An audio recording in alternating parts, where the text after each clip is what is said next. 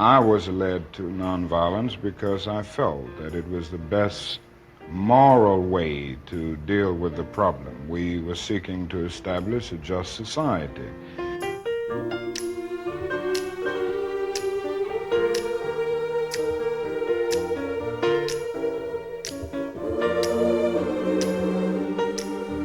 All right, this is a proclamation, the City of Eden Prairie, Hennepin County, Minnesota. Whereas the City of Eden Prairie City Council and Human Rights and Diversity Commission sponsors the Human Rights Award program that recognizes those who worked to create an inclusive community spirit through their actions, activities, and programs. And whereas the City of Eden Prairie recognizes that Dr. Martin Luther King Jr. had a dream and dedicated his life to helping freedom exist for all people through his commitment to human rights and his nonviolent philosophy. And whereas the City of Eden Prairie reaffirms its commitment to fostering diversity in our community through the Eden Prairie Manifesto.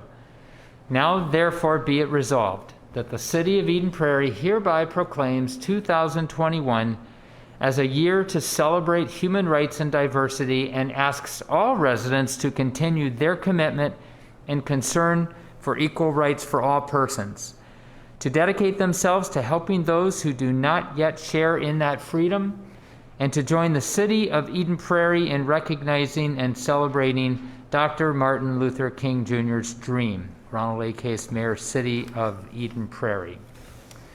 Mr. Getchell.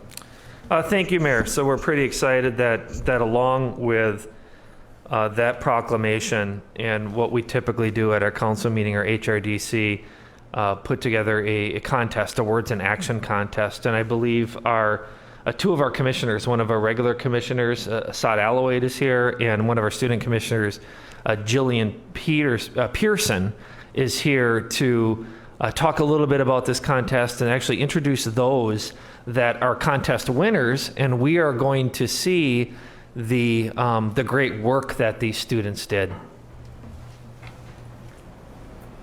Welcome. Hi, my name is Jilly Pearson, and I'm a student commissioner on the Human Rights and Diversity Commission. I'm really excited to introduce our Words in Action contest. This is a contest hosted by the City of Eden Prairie, the EP Human Rights and Diversity Commission, and Eden Prairie Community Foundation to recognize the legacy of Dr. Martin Luther King Jr. Youth participants were asked to select a quote from Dr. Martin Luther King Jr. and use art or writing to express their thoughts on the quotes, as well as ways that they can carry forward the legacy of Dr. King. We received numerous submissions and evaluated them for quality and relevance to the theme. The review committee selected 4 winners and 3 additional finalists. The 4 winners have joined us tonight to share their pieces with council. We want to extend a thank you to the council members for taking the time to recognize the winners, the Eden Prairie Community Foundation for providing cash prizes to the winners and finalists, the Parks and Rec staff for partnering to host the contest, and of course, Eden Prairie Youth for participating. I'm so happy to invite Assad up to introduce our winners. Thank you, Chili. My name is Assad Alawade on behalf of the Eden Prairie Human Rights and Diversity Commission. I would like to introduce Martin Luther King Words of Action contest winners. The first winner I would like to welcome to the podium is Siri Manikanda. Would you please come and share with us the work that you have done and any other thing that you would like to share with us? Thank you for giving me this opportunity. In the first few paragraphs of my writing, I wrote about why Martin Luther King Jr. fought for racial justice. He fought for racial justice because he didn't want any child to be discriminated like he was. When Martin Luther King Jr. was young, he was treated differently because of his color, and he thought that everyone should be treated with the same respect. On April 10, 1960, at a speech at Spelman College, Martin Luther King Jr. quoted, "If you can't fly, run. If you can't run, walk. If you can't walk, crawl, but by all means keep moving." I thought this meant that no matter how tough life is for you at this moment, you have to keep moving forward and never giving up. You have to at least achieve something throughout your life. Martin Luther King Jr. kept going forward no matter how many people discriminated and criticized him. He fought for us and the better of our country, and I would like to be a part of that. So some ways for me to help our community is by raising awareness. When we raise perception about racial justice, more people tend to pay attention to how they're treating people. Thank you. Siri, what grade are you in? I'm in 6th grade. Very impressive. Very good. Thank you for coming tonight. Thank you.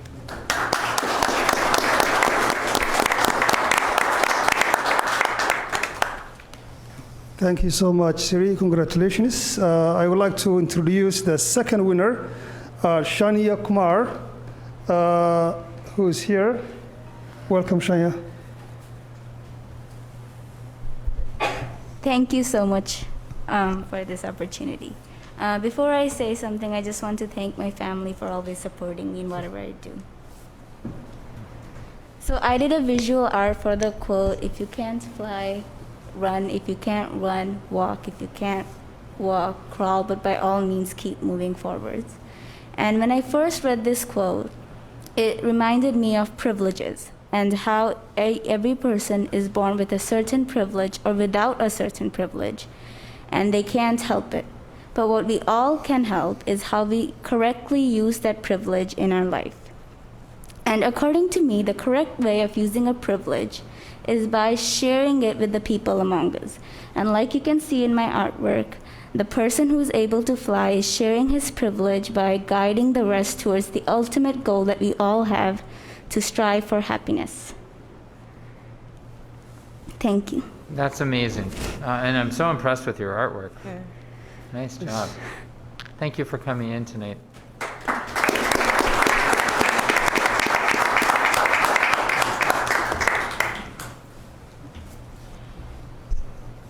Congratulations, Shania Kumar. I would like to also introduce the third winner, Miriam Marsan.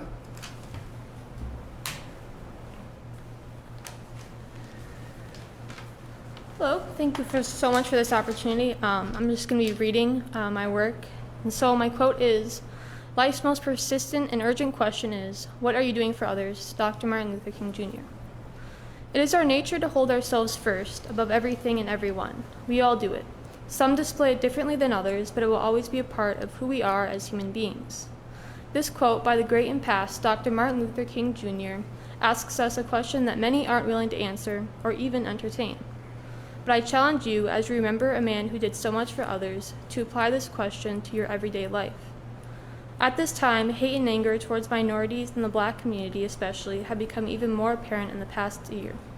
Hate sows seeds of doubt which turn into assumptions that then grow into anger. Hate takes control of the tongue, and anger clouds the mind of its many victims, who all too willingly accept it. And when this hateful tongue spits its twisted words to those undeserving, it suppresses the heart, mind, and soul of the one who receives the pitiful speech of hate, the one who is yet again silenced. But again and again they make themselves heard. With cries of victory, anguish, and pain, they scream with strong and powerful voices what their ancestors were not able to. All too often, these cries are ignored and belittled. That is the flaw. Some don't care to listen, some hear but don't listen, and some listen and ignore. King asks every one of us to sympathize, to mourn with those who mourn, to celebrate with those who celebrate, and to fight for those who cannot. No one owes me an explanation of America's past and current history with racism. I owe it, as someone born with privilege, to educate and to fight for the Black community and others who are affected by social injustices and racism. It's time to stop living in a way that only benefits ourselves and begin to live for others. This starts with love, because surely if you love someone, you'll be able to fight for them. One way that I can show my love for those suffering racial injustices is to be an ally. And by being an ally, I must start by educating myself. It's as simple as picking up an article, book, phone, or history textbook and reading. Let us lead our lives with vigor, with passion, and with love and respect. Let us cast off our hateful speech and our angry minds, and renew ourselves with the love that needs to be shown to so many hungry souls.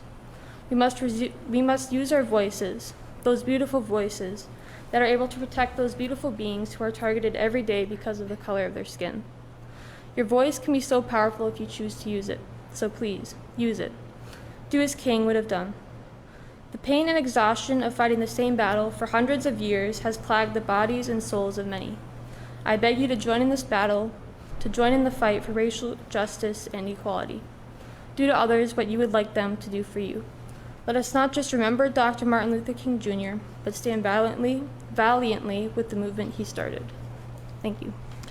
Miriam, what grade are you in? 11th grade. The wisdom that you shared, I wish the adult world would have it, so I'm incredibly impressed. Thank you. Thank you.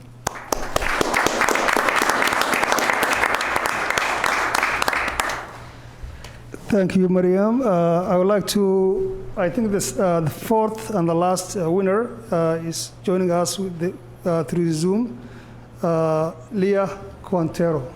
Welcome. Hi, thank you so much for this opportunity.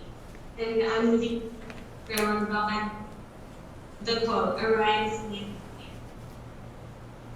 Martin Luther King Jr. left a lasting mark on this world. He was a civil rights legend and was an amazing man.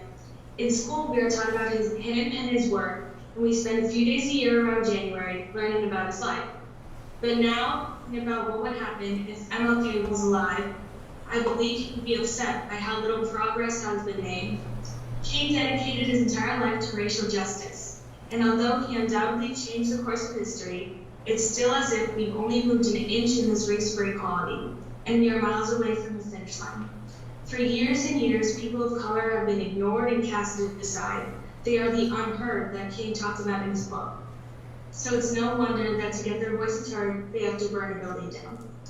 These immense protests and riots that occurred over the last year could be a sign that the world has not forgotten all about MLK, all about what MLK did and what he fought for.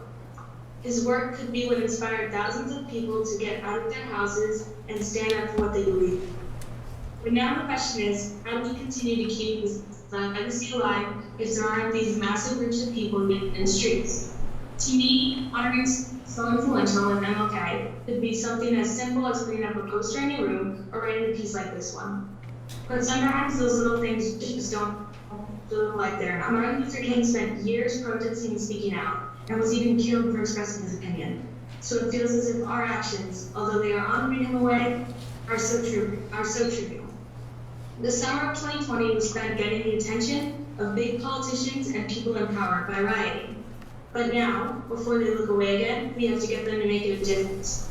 We have to get them to sign bills and pass laws to make our streets safer for Black and brown folks. We have to get them to listen when people of color have something to say, and in that way, I believe we can keep Martin Luther King's legacy alive.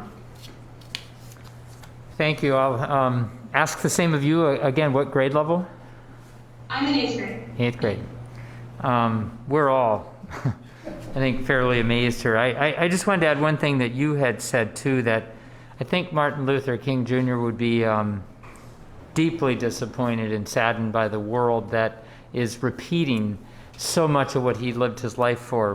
But I think he'd be so thankful and filled with gratitude for the people like the four of you tonight that came to share.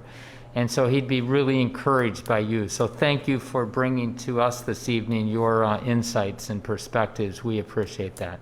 So I'll clap for everyone.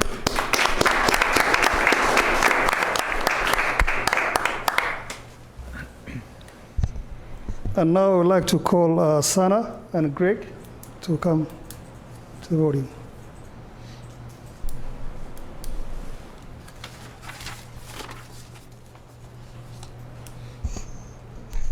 Give me 1 second to pull this down. Respected Mayor, Council members, city staff, and community members gathered here today, good evening. My name is Sana Alazar. I am one of the commissioners on the Human Rights and Diversity Commission. And it is my honor and privilege today to announce the start of the annual Human Rights Awards process for 2021. The purpose of the award is to recognize those who work to create a welcoming and inclusive community spirit through their actions, activities, programs in our city. Human Rights Awards and nominations are accepted in the following 4 categories, namely individual, youth, nonprofit, and business. As you all know, 2020 presented some innumerable challenges and tested our community's resilience. Despite it all, many have risen to the occasion to help others in need. Without doubt, there are organizations, businesses, groups, and individuals who are continuing to work tirelessly to bring community together, to build bridges, lift people's spirits during these difficult times, and treat everyone with dignity and respect. We, as the Human Rights and Diversity Commission, will be honored to be able to recognize them and the fact that they continually embody the Eden Prairie Manifesto. Nominations will be accepted until February 28th, that's 2/8, and nomination forms can be found by visiting the city's webpage at edenprairie.org, that's one word for our city, /Human Rights Award, one word again, or one can simply go to Google, just type in City of Eden Prairie, it's going to be the first link, and in the search field, if they put Human Rights Awards, that's also the first link. Alternate formats of the nomination form can be requested by contacting our commission's liaison. Her name is Megan Yerkes. Her phone number is 952-949-8394, and her contact information is also on the website. Once we receive the nominations, the commission will review them in March, and then the city council, you folks, will present them during the May council meeting. So with that, as always, I highly encourage everyone, city council, staff, community members, those who may be listening online, to please consider submitting nominations. Thank you. Great, thank you. Mr. Leeper, anything? Nope. I've got down that Greg Leeper will be on hand. I think there's a speech now or something. I'm on hand. You know, my kids, 8 and 6, really wanted to see me on TV tonight. So, well, they won't know it's you, but exactly. No, just simply wanted to say on behalf of the Human Rights and Diversity Commission, Mayor, City Council, City staff, thank you so much for your support of our work. And can we just celebrate once again our young people and our award winners tonight? Thank you so much. Thank you, Mayor. Appreciate that.